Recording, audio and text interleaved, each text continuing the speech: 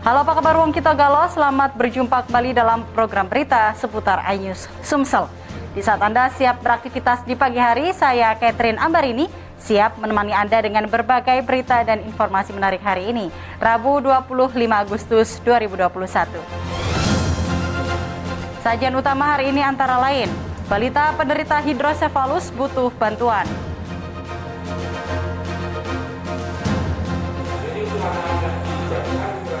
Siswa harapkan belajar tatap muka terus dilaksanakan.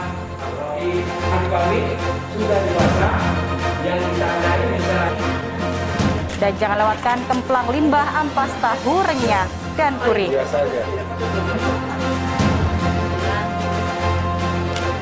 Pemirsa, inilah seputaran News Sumsel selengkapnya.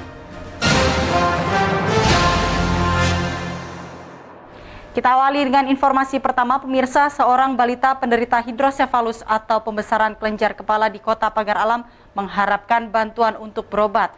Di masa pandemi saat ini, kedua orang tua Kiana Nafesa Putri dengan kondisi kepala terus membesar, kesulitan biaya berobat ke rumah sakit. Kiana Nafesa Putri, anak dari pasangan Andri dan Nini, warga Dusun Talang Belumai, Kecamatan Pagar Alam Selatan, Kota Pagar Alam, mengidap penyakit hidrosefalus atau penumpukan cairan di rongga otak.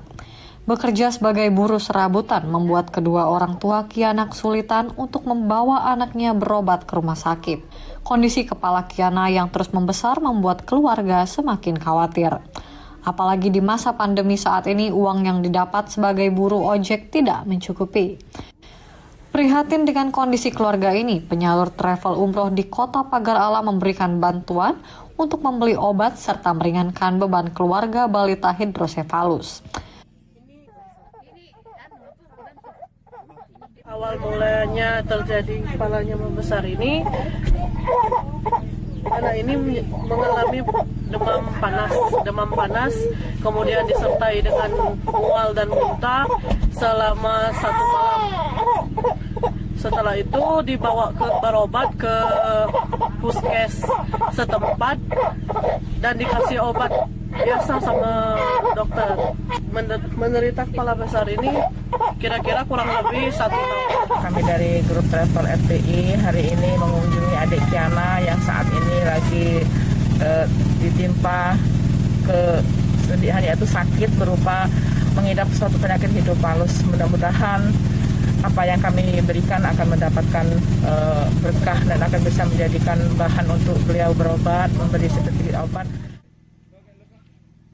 Selain terdampak COVID-19, saat ini kedua orang tua juga berharap saat ini ada dermawan yang dapat memberikan bantuan untuk biaya berobat ke rumah sakit. Dari Kota Pagar Alam, Yudifa Iman, iNews melaporkan. Dan pemirsa, pemerintah Kota Prabu Mulih resmi kembali menerapkan pembelajaran tatap muka terbatas bagi siswa SD hingga SMA. Pihak sekolah menerapkan 50% jumlah siswa dalam setiap kelas dan tetap menerapkan protokol kesehatan. Satu persatu siswa SMP Negeri 6 Prabu Mulih diperiksa suhu tubuh sebelum memasuki ruang kelas untuk mengikuti aktivitas belajar mengajar tatap muka secara terbatas di tengah pandemi virus COVID-19. Setelah hampir 2 tahun menjalani belajar dari rumah, Muhammad Al-Fatih, siswa kelas 7 mengaku sangat senang dapat kembali ke sekolah dan bisa bertemu dengan guru dan teman-temannya. Ia berharap pandemi COVID-19 dapat segera berakhir. Senang, bahagia bisa terus belajar di sekolah dengan tatap muka dan ketemu sama guru ya? Ketemu sama guru. Kepala SMP Negeri 6 Prabu Mulih, Fikri Caniago, menyatakan dengan pembelajaran tatap muka terbatas diharapkan dapat mengejar ketertinggalan materi yang telah diajarkan saat daring serta menumbuhkan karakter anak. Pihak sekolah juga diminta membatasi jumlah siswa dalam setiap kelasnya. Anak-anak ketika daring ada yang tidak menguasai materi-materi pelajaran bisa ditanyakan pada waktu PTM terbatas ini. Kota Prabu Mulih masih masuk dalam status zona 3 penyebaran COVID-19. Untuk mengantisipasi klaster sekolah, Dinas Pendidikan dibantu Dinas Kesehatan menempatkan tenaga medis untuk memantau protokol kesehatan di sekolah saat menggelar belajar tatap muka secara terbatas. Dari Prabu Mulih, Peri Prima, iNews melaporkan. Sebagai wujud bela sungkawa atas wafatnya Percha Lianpuri, anggota Komisi 6 DPR RI periode 2019-2024, Putri Sulung Gubernur Sumatera Selatan, Wakil Wali Kota Palembang melakukan ziarah ke tempat peristirahatan terakhir di TPU Gandus. Fitrianti Agustinda sangat berduka atas kepergian Percha Lianpuri. Wakil Wali Kota Palembang Fitrianti Agustinda di tengah kesibukannya menyempatkan diri untuk melakukan ziarah ke makam Percha Lianpuri di TPU Gandus, Palembang. Percha Lianpuri merupakan anggota Komisi 6 DPR RI periode 2019-2024, merupakan anak sulung dari Gubernur Sumatera Selatan Herman Deru yang wafat pada Kamis lalu sekitar pukul 17.45 di Rumah Sakit Umum Muhammad Hussein, Palembang. Selain menaburkan bunga, Fitrianti Agustinda juga memanjatkan doa agar amal ibadah almarhumah dapat diterima dan mendapatkan tempat terindah di sisi Allah Subhanahu wa Ta'ala. Beliau husnul khotimah ya, dan kepada seluruh warga masyarakat yang memang pada kesempatan mungkin ada di sekitar makam beliau untuk terus dalam arti mendoakan, dan kami berharap kepada seluruh warga masyarakat yang saat ini juga tengah sakit atau menjalani masa isoma untuk betul-betul disiplin terkait masalah protokol kesehatan. Selain mendedikasikan dirinya untuk membantu masyarakat, Percha juga merupakan sosok perempuan tangguh. Sebelumnya, Percha Lianpuri menjalani perawatan di Rumah Sakit Umum Muhammad Hussein, Palembang, usai melahirkan bayi kembar. Dari Palembang, Erwin Setiawan, iNews melaporkan. Pemirsa, di masa pandemi, Perpustakaan Daerah Pagar Alam membatasi jumlah pengunjung yang datang. Hal ini dilakukan sebagai langkah menghindari terjadinya kerumunan di ruang baca untuk mencegah klaster COVID-19 di perpustakaan. Meski di masa pandemi, minat baca di Perpustakaan Daerah Pagar Alam di Jalan Kapten Sanap, Kecamatan Pagar Alam Utara, Kota Pagar Alam terlihat masih ramai dikunjungi. Pengunjung yang datang ke perpustakaan daerah ini mulai dari kalangan pelajar, mahasiswa, serta guru. Di lingkungan perpustakaan ini juga menerapkan protokol kesehatan bagi pengunjung yang datang wajib mencuci tangan di tempat yang sudah disediakan, serta memakai masker dan menjaga jarak di dalam ruangan baca. Agar tidak terjadi kerumunan saat membaca, ruang baca untuk orang dewasa dan anak-anak dipisah. Hal ini dilakukan untuk mencegah terjadinya klaster COVID-19 di lingkungan perpustakaan. Salah seorang pengunjung, Reza, menyatakan dengan banyak membaca dapat menambah ilmu pengetahuan. Apalagi di masa pandemi saat ini, perpustakaan daerah sangat membantu. Selain nyaman, di lokasi perpustakaan juga sudah menerapkan protokol kesehatan. Kami merasa sangat terbantu, apalagi di zaman pandemi ini. Karena dengan membaca kami bisa meluangkan waktu dari keramaian ke pasar atau kemana. Karena di perpustakaan ini semuanya lengkap. Staf Perpustakaan Daerah Pagar Alam Miza menyatakan meski di masa pandemi pengunjung yang datang ke perpustakaan masih ramai. Pengunjung diwajibkan memakai masker dan mencuci tangan serta menjaga jarak di dalam ruangan baca. Masuk di sini kita sudah pasang spanduk ya di depan untuk mencuci tangan terlebih dahulu. Kemudian mereka juga kalau membaca itu harus menjaga jarak. Kita juga di sini memakai masker baik petugas maupun pengunjung. Dengan menerapkan protokol kesehatan di lingkungan perpustakaan, diharapkan minat baca bagi pengunjung yang datang tidak menurun atau khawatir COVID-19 di lingkungan perpustakaan. Dari Kota Pagar Alam, Yudi Faifman, iNews melaporkan. Warga Desa Sukajadi, Kecamatan Muara Kuang, Kabupaten Ogan Ilir dihebohkan dengan penemuan bunga bangkai Rafflesia arnoldi yang tumbuh di perkarangan warga. Sontak warga pun langsung beramai-ramai melihat secara dekat bunga bangkai ini. Warga Desa Sukajadi, Kecamatan Muara Kuang, Kabupaten Ogan Ilir dihebohkan dengan penemuan bunga bangkai atau Rafflesia arnoldi di salah satu perkarangan rumah warga bernama Met Sahri. Bunga bangkai ini pertama kali ditemukan Met Sahri yang tidak sengaja melihat di perkarangan rumahnya tumbuh bunga aneh dan berbau. Ia pun kemudian memberitahu tetangganya terkait penemuan bunga bangkai ini. Kabar penemuan bunga bangkai ini kemudian menyebar sehingga rumahnya ramai dikunjungi warga yang ingin melihat bunga bangkai secara dekat. Met Sahri menyatakan penemuan bunga bangkai ini merupakan pertama kali terjadi dan mengundang rasa keingintahuan warga. Met Sahri tidak menyangka jika di perkarangan rumahnya bakal ditumbuhi bunga yang disebut sebagai bunga bangkai. Met Sahri langsung memasang pagar keliling pada bunga ini karena takut dan khawatir bunga bangkai akan rusak akibat banyaknya warga yang datang ingin melihat. Hari Senin ini. Oh, Bapak melihat ini bunga beda Pak dengan yang lain Pak? Beda. Aku tuh heran bunga apa ini. Jadi tanya sama teman-teman katanya ini bunga bangkai katanya. Bunga bangkai ini diperkirakan akan terus membesar karena baru tumbuh. Jika terus membesar, bunga bangkai ini akan mengeluarkan bau tak sedap. Dari Ogan Ilir, Fitriadi, iNews melaporkan. Seperti apa kemplang limbah ampas tahu yang renyah dan gurih? Saksikan beritanya sesaat lagi.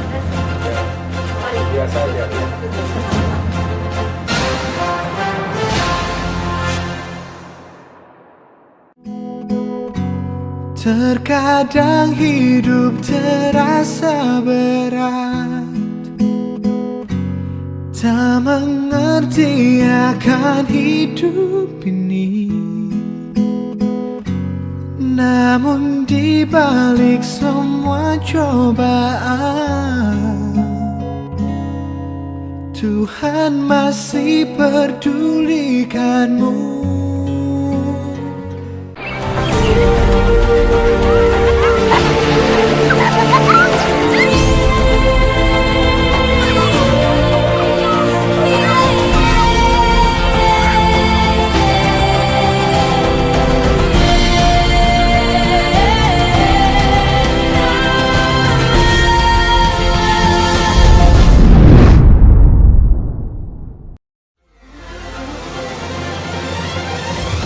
Tim gabungan kembali mengevakuasi korban kecelakaan bus Sriwijaya. Pemirsa, polisi akan mengumumkan hasil uji balistik penembakan gedung DPR. Pemirsa, razia minuman keras di Tangerang, Banten diwarnai kejar-kejaran polisi dan beberapa pemuda pabrik.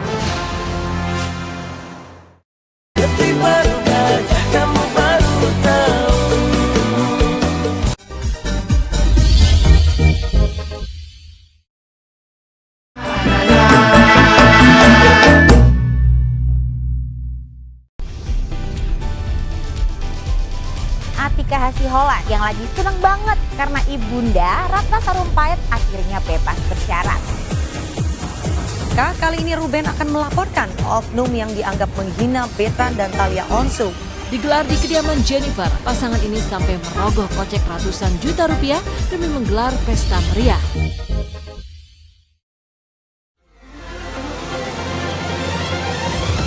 Tim gabungan kembali mengevakuasi korban kecelakaan bus Sriwijaya. Pemirsa, polisi akan mengumumkan hasil uji balistik penembakan gedung DPR.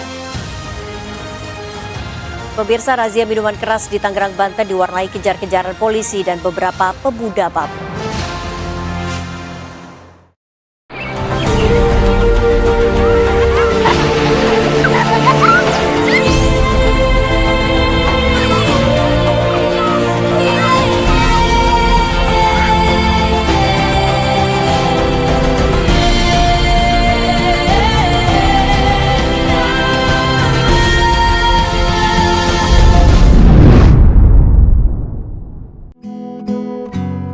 Terkadang hidup terasa berat, tak mengerti akan hidup ini. Namun di balik semua cobaan, Tuhan masih pedulikanmu.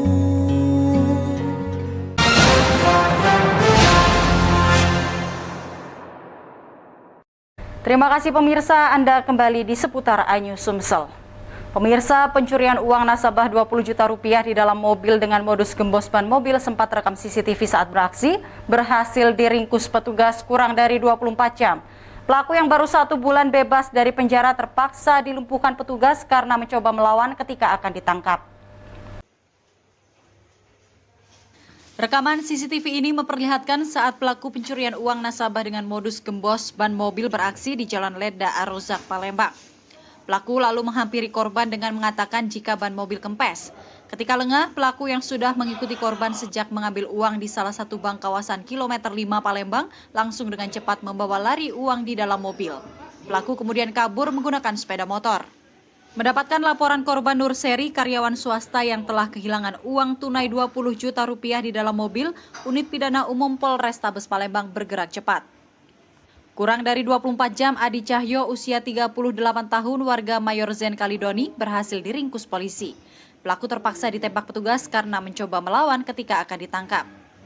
Kasat Reskrim Polrestabes Palembang Kompol Triwahyudi menyatakan pelaku terpaksa ditindak tegas karena merupakan residivis kambuhan yang baru 1 bulan bebas dari penjara dan berusaha melakukan perlawanan saat akan ditangkap. Pelaku kita identifikasi 2 orang dengan modus, jadi dia sepertinya mengikuti korban ini dari bank, salah satu bank di kota kita menuju bank yang lain. Dia mungkin sedang ambil uang di tas, ditaruh di dalam tas. Uangnya kalau menurut korban kerugian sekitar 20 juta, uangnya di dalam tas. Akibat ulahnya, pelaku yang mengaku telah 4 kali dipenjara dalam kasus yang sama ini harus kembali mendekam di sel tahanan. Pelaku dijerat pasal 363 KUHP tentang pencurian dengan ancaman hukuman di atas 7 tahun penjara. Dari Palembang, Muhammad David, iNews melaporkan. Tim kuasa hukum pemilik aset tanah menggugat Yayasan Bina Dharma ke Pengadilan Negeri Palembang. Majelis Hakim menunda persidangan karena pihak tergugat belum siap. Kisru perebutan aset lahan kampus Bina Dharma Palembang hingga kini terus berlanjut. 2 pekan lalu kedua tim kuasa hukum nyaris adu jotos saat pemasangan patok hak kepemilikan. Tak puas dengan perlakuan tersebut, tim kuasa hukum pemilik lahan menggugat Yayasan Bina Dharma ke Pengadilan Negeri Palembang. Dalam persidangan majelis hakim kedua belah pihak. Ketua Majelis Hakim Pengadilan Negeri Palembang Eftara Tarigan akhirnya memutuskan menunda persidangan karena pihak tergugat tidak lengkap hadir di persidangan. Hanya dihadiri kuasa hukum Yayasan Universitas Bina Dharma. Sementara tergugat 2 hingga 5 tidak hadir dalam persidangan perdana. Sedangkan pihak penggugat yakni pemilik lahan Suheryat Mono, Rifa Aryani serta Zainuddin Ismail diwakili tim kuasa hukumnya. Kuasa hukum penggugat Dedi Wahyudi menyatakan akan berusaha mengembalikan hak kliennya atas sertifikat lahan tahun 2001 yang dikuasai Yayasan Universitas Bina Dharma melalui jalur hukum. Yang ada hadir baru pihak tergugat 1, yaitu yang mewakili Yayasan Bina Dharma Palembang. Sementara daripada tergugat yang lain belum bisa hadir, maka sama ketua majelis diminta untuk menunggu panggilan berikutnya. Kita harapkan pihak Bina Dharma Palembang secara gentleman dapatlah memberikan sertifikat kepemilikan pemilik. Sementara itu, kuasa hukum Yayasan Bina Dharma Fajri menyatakan pihaknya masih menunggu surat panggilan kembali untuk melanjutkan persidangan. Karena sidang belum bisa dilanjutkan karena para pihak belum terima relas panggilan sidangnya. Jadi kami masih nunggu dari majelis hakim dari pengadilan untuk mengirimkan kembali. Gitu. Jadi hari ini belum ada agenda pemeriksaan apa-apa. Kira-kira begitu ya. Sidang akan dilanjutkan pada 21 September 2021. Dari Palembang, Guntur Yansyah, iNews melaporkan. Dan pemirsa, jika selama ini limbah ampas tahu hanya dijadikan pakan ternak hewan, di Kota Prabu Muli sekelompok ibu rumah tangga berhasil memanfaatkan limbah ampas tahu untuk dijadikan sebagai bahan dasar olahan makanan yang bernilai ekonomis. Kemplang limbah ampas tahu ini mampu menambah pemasukan ekonomi keluarga di tengah himpitan pandemi virus COVID-19.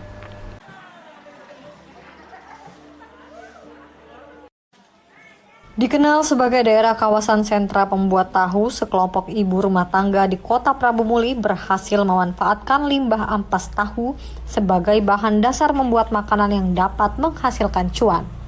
Ya, kemplang ampas tahu selain enak, perpaduan cita rasa dan tekstur yang renyah dan juga gurih, asin serta pedas membuat mulut tak mau berhenti untuk menikmatinya. Menurut Sumiati, ia bersama rekan kelompok yang kesemuanya ibu rumah tangga berniat membantu pemasukan ekonomi keluarga yang terdampak COVID-19. Untuk harga jual kemplang ampas tahu dalam satu bungkusnya dijual mulai harga Rp5.000 hingga Rp15.000 dengan 2 varian rasa, pedas dan juga gurih. Iya, ide awalnya itu kemarin masa pandemi ini Pak. Alanya kan usaha tahu itu kan agak sedikit merosotkan ya. Nah, jadi supaya ada penambahan dari hasil ekonomi tadi, jadi ampas tahu, limbah tahu itu kami olah untuk menjadi kerupuk. Nah untuk hasilnya itu sampai 3 kali. Untuk hasilnya itu sampai 3 kali baru alhamdulillah hasilnya sudah bagus untuk sekarang.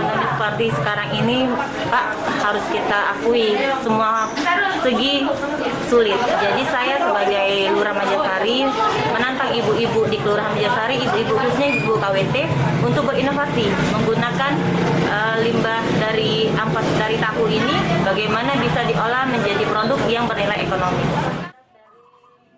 Jika Anda sedang berkunjung ke Kota Prabu Mulih, jangan lupa untuk datang dan mencicipi kemplang ampas tahu.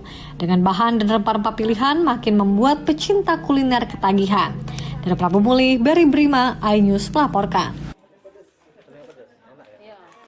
Pemirsa, demikian sajian seputar iNews Sumsel hari ini. Terus saksikan seputar iNews Sumsel setiap Senin hingga Rabu pukul 5.30 pagi waktu Indonesia Barat. Dan bagi Anda yang hendak beraktivitas, selalu terapkan protokol kesehatan untuk memutus mata rantai penyebaran COVID-19. Saya Catherine Ambarini, sampai jumpa.